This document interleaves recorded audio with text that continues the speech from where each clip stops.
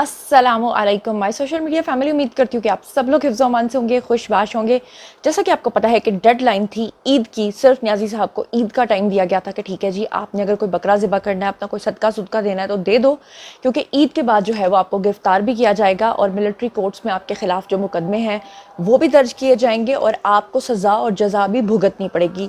और आपने देखा कि न्याजी साहब ने कितनी मुश्किलात के साथ जो है वो अपना वक्त गुजारा, अपने गार्ड्स के साथ नमाज़ पढ़ी। और अब जनाबे जैसे ही ईद ख़त्म हुई है, साथ ही जो न्याजी साहब हैं उनके बहुत सारे साथी, ख़ास तौर पे जिसमें मुबैना तौर पे बंदियाल साहब का नाम आ रहा है, सब छोड़ के न्याजी साहब को बाहर के मुल्क भाग रहे हैं। बंदियाल साहब किस मुल्क में भाग रहे हैं और उसकी क्या वजह है, बंदियाल साहब ने आखिरी लम्हे तक टक्कर ली, उसके बारे में भी मैं आज आपसे बात करूँगी। और कुछ बड़ी गर्मा गर्म मैंने खबरें बतानी हैं। और वो लोग जो आखिर तक कह रहे थे कि न्याजी का साथ नहीं छोड़ेंगे, अब वो ऐसी ऐसी बातें बता रहे हैं, वो बयानात भी आज आपके सामने पढ़ के सुनाने हैं और कुछ वीडियो सबूत भी आपको दिखाने हैं। तो आज का वीडियो आपने बिल्कुल मिस नहीं करना, क्योंकि एक जेन्युइन वीडियो है जो वाहिद जो है वो मैं बनाती हूँ, जिसमें मैं वो आपको इन्फॉर्मेशन देती हूँ जो दूसरा शायद आपको कभी भी नहीं देता। लेकिन आज का वीडियो जो है वो बाकायदा तौर पे मैं कुछ अशार के साथ शुरू करना चाहती हूँ, क्योंकि अशार से आपको सारी कहानी जो है वो समझ आ जाएगी। तो जनाब मुलाहिज़ा फरमाइए, इरशाद किया है, वो भी क्या दिन थे जब पिंकी के पास जिन थे। वो भी क्या दिन थे जब पिंकी के पास जिन थे, बस ताली बजाती थी, जो चाहे ले आती थी। पहन के स्याह लिबास लगाती थी जोर जोर से आवाज़। 5 की रात हो या 10, करप्शन थी हर तरफ बस। तोशा खाना सारा खा गई, गोगी भी 20-10 अरब कमा गई। जब चाहा मजहबी टच दे दिया, करप्शन करके भी बच गया। फॉरेन फंडिंग हो या अल कादिर, सबका सच बताने से कासिर। खटारा बीआरटी में अरबों लगा गई, बिलियन ट्री के दरख्त भी खा गई। हर इदारे से अरबों कमाया, पर हाथ किसी के कुछ ना आया। हर अदारे से अरबों कमाया, पर हाथ किसी के कुछ ना आया, क्योंकि पिंकी के पास जिन थे, वो भी क्या दिन थे। फिर एक दिन इन जिन्नों को फरिश्ते पड़ गए, फिर एक दिन इन जिन्नों को फरिश्ते पड़ गए और जिन सारे आपस में ही लड़ गए। कुछ भागे, कुछ दौड़े, कुछ डर गए। हाथ जोड़ के माफ़ी मांग के सब बिखर गए और घर गए। दोबारा वज़ीर आज़म बनने के ख्वाब सारे मर गए। यूं जुनून का किस्सा तमाम हुआ, यूं जुनून का किस्सा तमाम हुआ। सुकून सुबह शाम हुआ, आवाम फिर से जुड़ गई। तब्दीली कैसी लड़ गई। हा हा हा हा, वो भी क्या दिन थे जब पिंकी के पास जिन थे। तो आई होप कि ये पोइट्री आपको पसंद आई होगी। तो जनाब अली, जैसा कि आपको पता है कि जो पाक फ़ौज यानी ISPR के तर्जुमान थे मेजर शरीफ, उन्होंने क्या कहा था? उन्होंने कहा था कि न्याजी को, बस उन्होंने एक वर्ड मजबूरी का नहीं बोला था, लेकिन मतलब उनका यही था कि भाई हमारी सीधी सीधी सी मजबूरी है कि हम न्याजी को हर सूरत सज़ा देंगे। ऐसा पॉसिबल ही नहीं है कि हम उनको सज़ा ना दे सके, क्योंकि अगर हमने न्याजी को सज़ा ना दी तो आने वाले वक्तों में फ़ौज के साथ कोई भी सियासी पार्टी ये कर सकती है। इसलिए इस वक्त जो है वो लोग जो ये समझ रहे हैं कि न्याजी साहब के ख़िलाफ़ कुछ भी नहीं होने वाला, वो सरासर सरीहन गलती कर रहे हैं। क्योंकि अब तो बंदियाल साहब भी भागने की तैयारी कर रहे हैं, क्योंकि बंदियाल साहब वो हैं जिन्होंने सितंबर में जाकर रिटायर होना था, लेकिन बंदियाल साहब पहले भागने की तैयारी कर रहे हैं। इसकी जो तफसीलात हैं वो मैं आपके सामने ज़रा रखती हूँ। बंदियाल साहब के बारे में आज मैं पढ़ रही थी, उनके बारे में कहा जाता है कि वो इस कदर यानी कि इस अपने ओहदे को लेकर सीरियस थे, वो किसी भी सूरत जस्टिस काजी फ़ायज़ ईसा को बनने नहीं देना चाहते थे। उनको अपने पूरे टेन्योर के अंदर मुख्तलिफ ममालिक जो हैं डिफरेंट टेन्योर के अंदर बुलाती रही हैं कि आप आइए, कॉन्फ्रेंसेस जो हैं वो आकर अटेंड कीजिए, लेकिन महज इसलिए कि मेरी जगह खाली ना हो, मेरी सीट खाली ना हो, मेरी जगह पे किसी और को ना बिठाया जाए। बंदियाल साहब जो हैं वो अपने इतने अरसे के दौरान जो है वो कहीं पर भी नहीं गए। यहाँ तक कि टॉयलेट में भी अगर वो जाते थे तो 5 मिनट का कहकर वापस कहते थे कि बस मैं आया, और पीछे जिसको बिठा के जाते थे उसको स्पेशली कह के जाते थे कि मेरी कुर्सी का तुमने ख़ास ख्याल रखना है। चीफ जस्टिस बनने के बाद कभी भी वो बैरून मुल्क दौरे पे नहीं गए, और जस्टिस काजी फ़ायज़ ईसा को कायम मकाम चीफ जस्टिस ना बनाना पड़े, इस वजह से वो ऐसा करते रहे, क्योंकि उनको पता था कि अगर मैं चला गया तो पीछे से कायम मकाम जस्टिस बन जाएगा। इसीलिए बाथरूम जाने से पहले भी उन्होंने अपना एक मुशीर खड़ा किया होता था, मतलब एक साथी खड़ा किया होता था, उसको बाथरूम में कहते थे मेरी सीट नहीं किसी ने देनी। अब जनाब अली, खबर ये आ रही है कि जब से बंदियाल साहब को पता चल चुका है کہ اب کوئی راستہ نہیں بچا ہے تو لنڈن کے اندر وہ بہانہ کر کے جا رہے ہیں. وہی بندیال صاحب, وہی نیازی صاحب جو دوسروں کو ہمیشہ لندن بھاگنے کی باتیں کرتے رہے ہیں, اب وہ کہہ رہے ہیں کہ میں بیسیکلی لندن جا رہا ہوں. ان سے جب پوچھنے والے نے پوچھا کہ آپ لندن کیا کرنے جا رہے ہیں تو انہوں نے فرمایا کہ ایک یونیورسٹی کا بیسیکلی دعوت نامہ آیا تھا اور اس دعوت نامے پہ میں لندن کا دورہ کرنے جا رہا ہوں, اور کہیں بھی ملک سے میں بھاگ تو نہیں رہا. 9 مئی کے واقعات میں اس میں ملوث ہونے کے جو شواہد موجود ہیں اور DGIS-PR کی جو پریس کانفرنس ہے اس سے بچنا ان کو دراصل کیونکہ مشکل نظر آ رہا ہے, اس لیے وہ کہہ رہے ہیں کہ میں تو لندن میں صرف ایک یونیورسٹی کے بلاوے پہ جا رہا ہوں. سوال یہ پیدا ہوتا ہے کہ بندیال صاحب اپنے پورے ٹینیور میں آج تک کسی بیرون ملک نہیں گئے, تو اب انہیں لندن جانے کی ضرورت کیوں محسوس ہو رہی ہے؟ آپ اچھے طریقے سے سمجھ سکتے ہیں کہ حالات کس طرف جا رہے ہیں. آپ اچھے طریقے سے سمجھ سکتے ہیں کہ وہ لوگ جو یہ کہہ رہے ہیں کہ نیازی صاحب کو کچھ نہیں ہونے والا, وہ سراسر جو ہیں وہ صریحاً غلطی میں ہیں. اچھا, اس کے بعد جو میں آپ کو اگلی خبر دینے والی ہوں وہ یہ ہے کہ اب تک جتنے بھی یوتھی ہیں تقریباً سب نے اپنا بیان بدل لیا ہے, لیکن علامہ اقبال کے جو پوتے ہیں سینیٹر ولید اقبال صاحب, اور میں ان کی بڑی رسپیکٹ کرتی ہوں, سیالکوٹ سے ان کا تعلق ہے, پرسنلی میں ان کو جانتی ہوں, بہت اچھے نفیس انسان ہیں, ہمارے پروگرام میں بہت دفعہ آ چکے ہیں, لیکن جہاں تک نظریے کی بات ہے تو میں ان سے سخت یعنی اس معاملے میں مخالفت کرتی ہوں. مجھے ایک بڑی حیرت انگیز خوشگوار خوشی ہوئی, اس لیے کہ اکثر میری ان سے بات ہو رہی ہوتی ہے, وہ بڑے زبردست کٹر قسم کے یوتھیے تھے اور اب ان کا بھی بیان سامنے آیا ہے, اور بیان میں انہوں نے جناب علی کہا ہے کہ جو کور کمانڈر ہاؤس پہ حملہ ہوا تھا اس میں PTI ملوث ہے. یہ کہنا کوئی چھوٹی بات نہیں ہے, یہ انہوں نے اب آ کر فائنلی اپنے منہ سے کنفیشن کر ہی لیا ہے. اور اگر میں آپ کو ایک اور بیان سناتی ہوں, یعنی سینیٹر ولید اقبال کا بیان تو میں نے آپ کو سنا ہی دیا ہے, ساتھ ہی میں آپ کو بیان سنواتی ہوں جناب جی فیاض الحسن چوہان کا, جو ڈیلی بیسس پہ کچھ نہ کچھ نئی شرلی چھوڑ دیتے ہیں. انہوں نے اب ایک نئی شرلی چھوڑی ہے, وہ کہتے ہیں کہ میں اس میٹنگ میں موجود تھا. کس میٹنگ میں؟ جہاں شوکت ترین نے نیازی کے کہنے پر تیمور جھگڑا اور محسن لغاری کو کہا کہ وہ خط لکھیں اور IMF کو منع کریں کہ پاکستان کو قرضہ نہ دیں. یعنی IMF کو یہ کہنا کہ پاکستان کو قرضہ نہ دیں, آپ یہ سوچ سکتے ہیں کہ نیازی صاحب کی انٹینشنز کیا تھیں پاکستان کو لے کر. اور IMF کے پروگرام کو جان بوجھ کر سیبوٹاج کرنا, اگلی حکومت پاکستان کی معیشت نہ سنبھال سکے, اصل میں ان کا یہ مقصد تھا. یعنی نیازی صاحب چاہتے تھے کہ میں تو ڈوبوں صنم, باقی سب کو بھی لے کے ڈوبوں, مطلب اگلی جو حکومت آئے ان کے پاس خدا نہ خواستہ یعنی کہ 100% انٹینشن ان کی یہ تھی کہ ملک جو ہے وہ ڈیفالٹ کر جائے. اور جناب علی اب میں آپ کو ایک اور خبر دیتی ہوں. اگلی خبر یہ ہے کہ جو سابق وزیر خزانہ تھے خیبر پختونخوا کے, تیمور جھگڑا, ان کے گھر پہ پولیس نے چھاپا مارا, اور جس وقت پولیس نے ان کے گھر پہ چھاپا مارا, بتانے والے بتاتے ہیں کہ باقاعدہ طور پہ انہوں نے ایک زنانہ لباس پہنا, اپنی بیوی کا لباس پہنا یا بہن کا یا والدہ کا, اور وہ پہن کر بیسیکلی یہ وہاں سے جو ہے وہ فرار ہو گئے. اور یہ جو تیمور جھگڑا ہے ان کے بارے میں آپ کو بتا دوں کہ انہوں نے شوکت ترین کے ذریعے جو ہے وہ IMF کی ڈیل کو ناکام بنانے میں اپنا حصہ ڈالا تھا, اور یہ چاہے بھاگ جائیں یا کوئی اور بھاگ جائے اب یہ پاسبلٹی نہیں ہے, لیکن آپ دیکھ رہے ہیں کہ یہ سب لوگ بھاگ رہے ہیں. بندیال صاحب بھاگ گئے ہیں, یہ تیمور جھگڑا بھاگ گئے ہیں, فیاض الحسن چوہان نے اس میٹنگ کی گواہی دے دی ہے, اور یہ سینیٹر جو ولید اقبال ہیں انہوں نے کہانی سنا دی ہے. لیکن یوتھیے جو ہیں وہ اپنی ایک خاص فریکوینسی کے اوپر قائم ہے. میں آپ کو ایک یوتھیا کا ویڈیو دکھاتی ہوں کیونکہ ساتھ ساتھ جو گرما گرم ہم خبریں شیئر کر رہے ہیں ساتھ ساتھ تھوڑا فن بھی ہونا چاہیے. وہ یوتھیا کہتا ہے کہ مجھے پھر بھی خان پسند ہے, اور خان مجھے پسند ہے کہ مجھے اس کی ہر چیز پسند ہے, مجھے اس کا چھوٹا بھی پسند ہے, مجھے اس کا بڑا بھی پسند ہے. اب یہ جو چھوٹا اور بڑا اس کی مجھے سمجھ کوئی نہیں آئی ہے, واللہ عالم مجھے کوئی سمجھ نہیں آئی, لیکن مجھے اتنا پتہ ہے کہ یہ کوئی گندی بات ہے.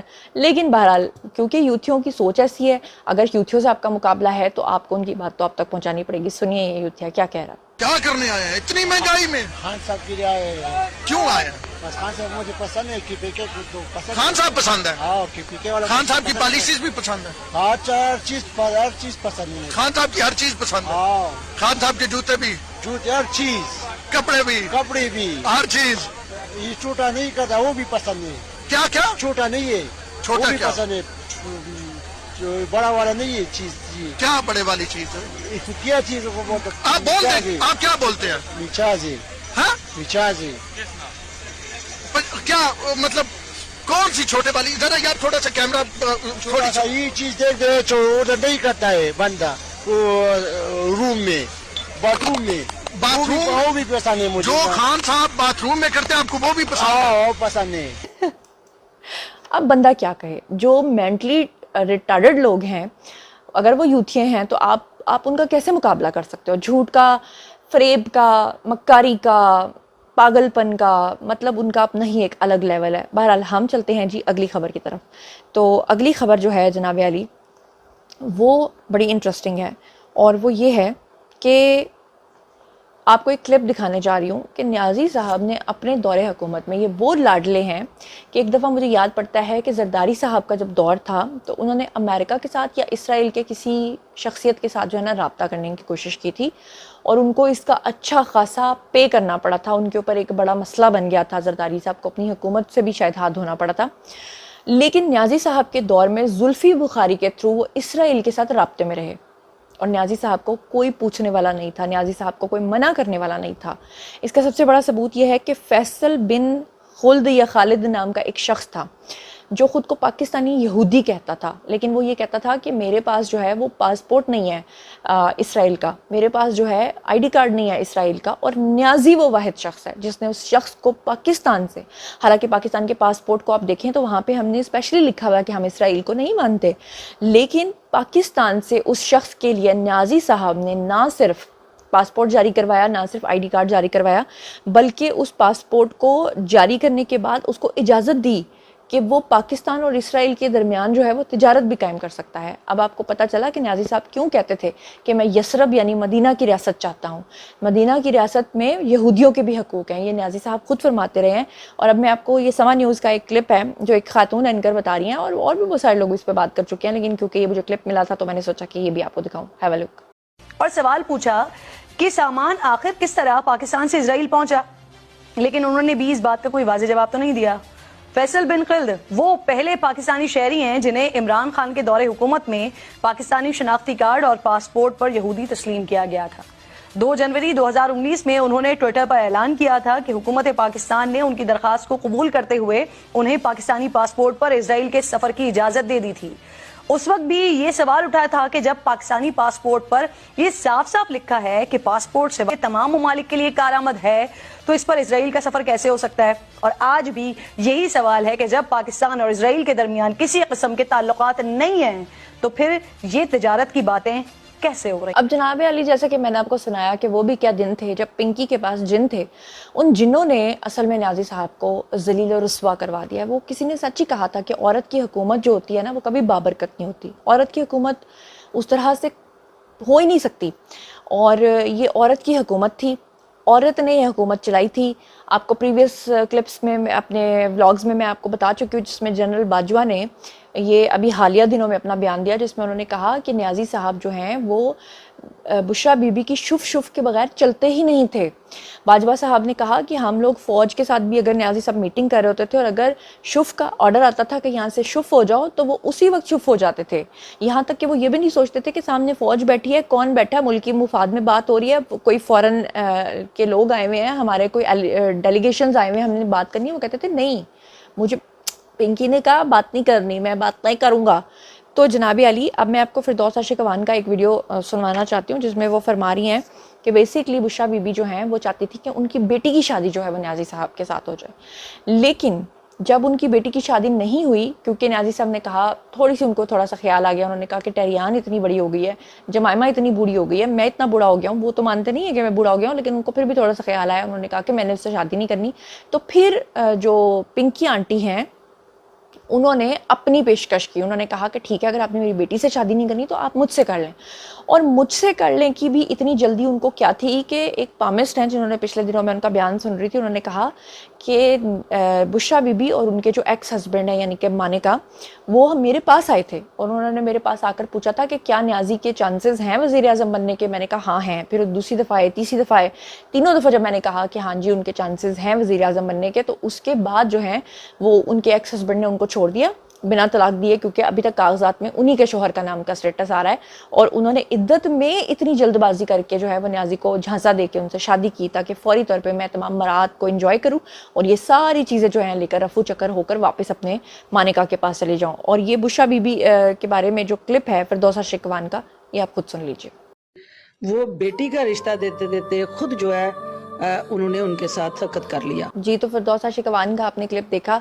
हालांकि नियाज़ी साहब कहाँ शेरू के साथ अपने कुत्तों के साथ इंजॉय किया करते थे ज़ुमान पार्क के अंदर या बनी गाला के अंदर। उनका एक पुराना क्लिप मुझे नज़र आया जो मैंने अब आपको दिखाना है, और एडिटर को पिछले दफ़ा भी मैंने कहा था ये क्लिप लगाना, इसने नहीं लगाया था क्योंकि ये यूथिया, पक्का यूथिया है। तो यूथिया ये क्लिप ज़रूर लगाना। ये नियाज़ी साहब का क्लिप है जिसमें एक कुत्ता आता है और उनके साथ कुत्तों वाली करके चला जाता है। Have a look.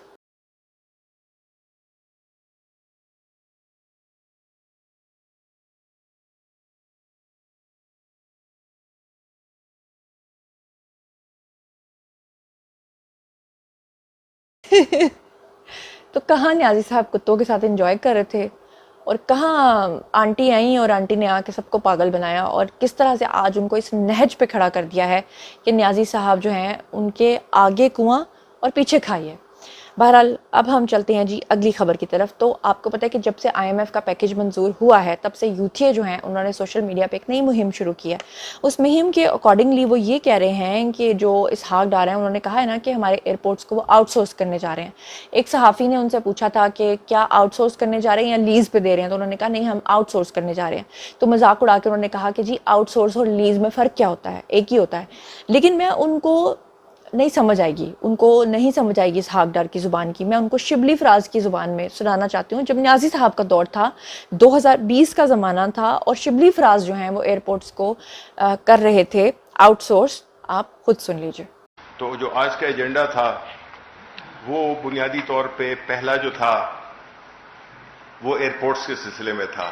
जो पाकिस्तान में जो एयरपोर्ट्स हैं उनको आउटसोर्स करने के लिए, आउटसोर्स मुराद कि उनको किसी भी ऐसी इंटरनेशनल फर्म जिसका कि तजुर्बा भी हो एयरपोर्ट्स चलाने में, ऑपरेट करने में, ताकि पाकिस्तान के जो एयरपोर्ट्स हैं उनको इंटरनेशनल सतह पे लाया जा सके, उनमें तमाम वो सहूलियात रखी जाएं जिससे कि जो कि आलमी और ख़ास तौर पे जितने अहम ममालिक के एयरपोर्ट्स हैं उनके सतह पे उनको लाया जाए। जी, तो जनाब अब शायद यूथियों को आराम आए और अब शायद यूथियों को समझ में आए कि कहानी असल में है क्या। तो जनाब अली, मेरा ख्याल है कि आज के व्लॉग को हम यहाँ तक रखते हैं, और अब बारी है जी आप लोगों की। वो भी क्या दिन थे जब पिंकी के पास जिन थे के बारे में आपका क्या ख्याल है, और बताइएगा कि फिरदौस आशिक अवान ने जो बताया है कि पिंकी आंटी अपनी बेटी का रिश्ता देते थे, कैसे खुद उनकी मिसेस बन गई, इसके बारे में आपका क्या ख्याल है। और ये भी बताइएगा कि किस तरह से कुत्तों के साथ इंजॉय करते करते नियाज़ी साहब की अपनी कुतिया कुत हो रही है, उसके बारे में आपका क्या ख्याल है। और बताइएगा कि वलीद इकबाल ने भी, जो अल्लामा इकबाल के पोते हैं, उन्होंने भी अब ज़ुबान खोल दी है, उन्होंने भी गद्दारी की कहानी सुना दी है, इसके बारे में आपका क्या ख्याल है। और बताइएगा कि बंदियाल साहब जो लंदन भाग रहे हैं उसके बारे में आपका क्या ख्याल है, क्योंकि ईद मुक गई है, उन सारी कहानी मुक गई है, और वैसे भी जो है ना जुलाई शुरू हो गई है और 1 महीना रह गया बीच में मज़ीद और बंदियाल साहब के जाने का, तो उससे पहले ही भागने की तैयारी कर रहे हैं। और इसके अलावा जो वज़ीर ख़जाना तैमूर झगड़ा ख़वातीन वाला लिबास पहनकर भागे हैं और वक्ती तौर पे वो फ़रार होने में कामयाब हो गए हैं, लेकिन आखिर कब तक, इसके बारे में आपका क्या ख्याल है। और बताइएगा कि यूथियों की जो ख़ास इक़साम है जो कहते हैं कि हमें नियाज़ी की हर चीज़ पसंद है, छोटा भी बड़ा भी, उसके बारे में आपका क्या ख्याल है। जो भी आप सोचते समझते हैं कॉमेंट सेक्शन में आइएगा, शेयर कीजिएगा, और ये भी बताइएगा कि ईद मुक गई है, उन सारी कहानियाँ मुक गई हैं, सारे नस नुस गए ने, अब क्या होने वाला है। जो भी आप सोचते समझते हैं कमेंट सेक्शन में आइएगा, शेयर कीजिएगा, पर्सनली जवाब दूंगी।